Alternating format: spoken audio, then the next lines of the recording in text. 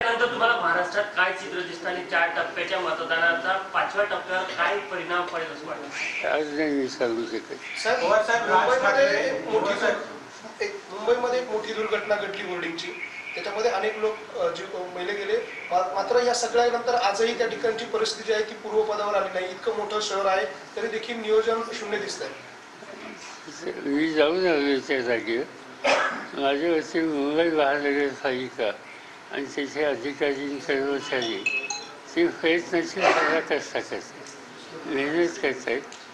पण त्याची संकटाची साईज इतकी होती की असं एका दिवसात लगेचच्या लगेच त्याला सोल्युशन असं नाही. पण जे करतायत त्यांची टीका करण्याची स्थिती नाही. साहेब, राज ठाकरे आपल्या सभेमध्ये ठाण्यामध्ये असं म्हणाले की शरद पवारांनी आधी पक्ष फोडले, त्यामुळे आता त्यांचा पक्ष फुटतो अशी राज ठाकरेंनी टीका केली होती. काय माहिती आहे, राज ठाकरे महाराष्ट्राच्या राजकारणात त्यांचं नक्की काय स्थान आहे मला माहिती आहे. मी असं ऐकतो की नाशिक हा त्यांचा स्ट्रॉंग बेस आहे, पण मला नाशिकमध्ये दिसत नाही हल्ली. साहेब, महाविकास आघाडीच्या नेत्यांकडनं या संपूर्ण लोकसभा काल ज्या पद्धतीनं जिरेटोप मोदींना घातला त्याच्यावरनं वादळ निर्माण झालं, अशा पद्धतीनं प्रोटोकॉल असताना त्यांनी हे सगळं केल्यावरनं खूप प्रश्न प्रोटोकॉलचा नाही, प्रश्न झिरो तोच आहे.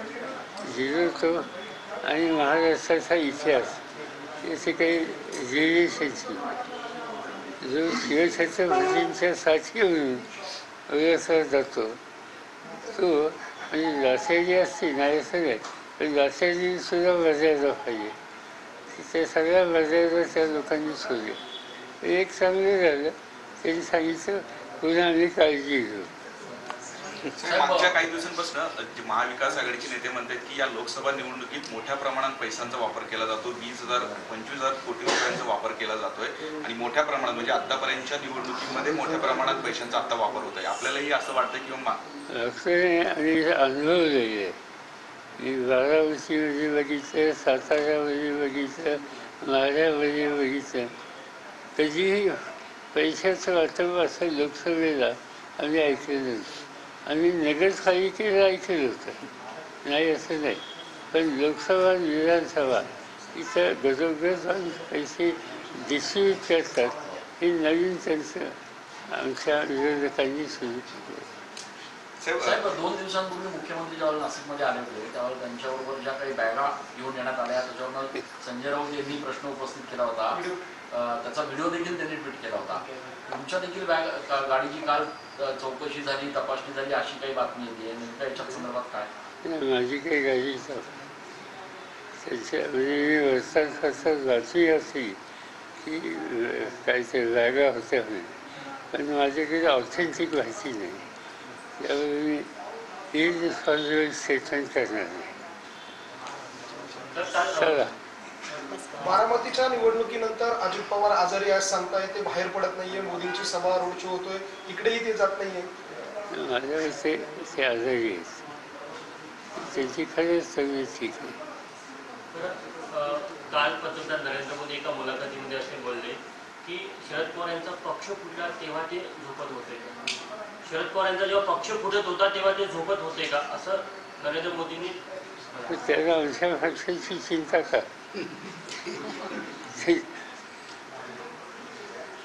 साहेब, या संपूर्ण निवडणुकीनंतर विरोधी पक्ष शिल्लक राहणारच नाही, म्हणून असे छोटे छोटे पक्ष काँग्रेसमध्ये विलीन करून किमान एक विरोधी पक्ष तयार करण्याचा प्रयत्न आहे अशा पद्धतीचा आरोप काल मोदींनी केलेला आहे. साहेब, काल मोदी साहेबांनी या संपूर्ण लोकसभेनंतर विरोधी पक्ष राहणार नाही आणि त्यामुळे छोटे छोटे पक्ष काँग्रेसमध्ये विलीन करून किमान एक विरोधी पक्ष तयार करण्याचा प्लॅन आहे अशा पद्धतीचा आरोप केलाय. मी सजेशन अशी केली की काँग्रेस विचारधारा, पक्ष नाही विचारधारा, आयडिओलॉजी जिथे आहे ते वेगवेगळ्या घटकात विखुरलेले आहे.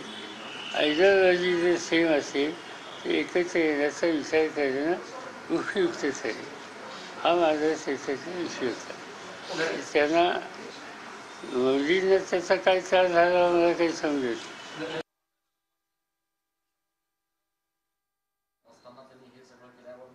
प्रश्न प्रोटोकॉलचा नाही, प्रश्न झिरो तोच आहे.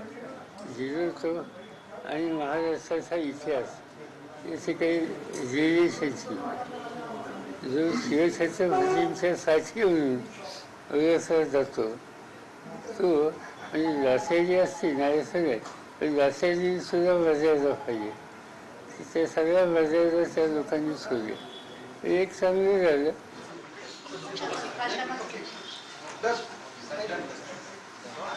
निघायचं यांचं निघायचं का तुझी अजून वेळ मंडळाची आमची